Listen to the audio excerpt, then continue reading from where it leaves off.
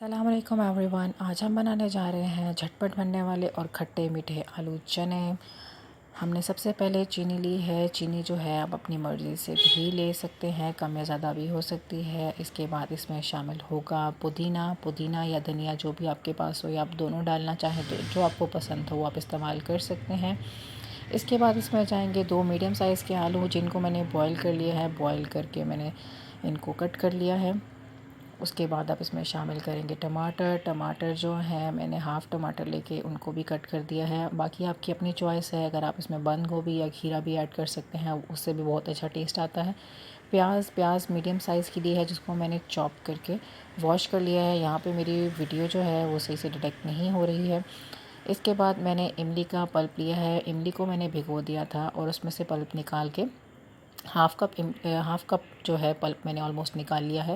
اس میں جائے گا چاٹ مسالہ، پھر اس میں جائے گی جو ہے چلی سوس ایک ایڈیشنل ہے، اس سے بہت اچھا فلیور آتا ہے۔ سرکہ اگر آپ کے پاس نہیں ہے تو آپ اس میں لیموں بھی ایڈ کر سکتے ہیں۔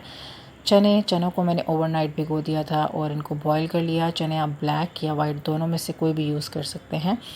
دین ہم ان سب انگریڈینٹس کو اچھے سے مکس کر لیں گے۔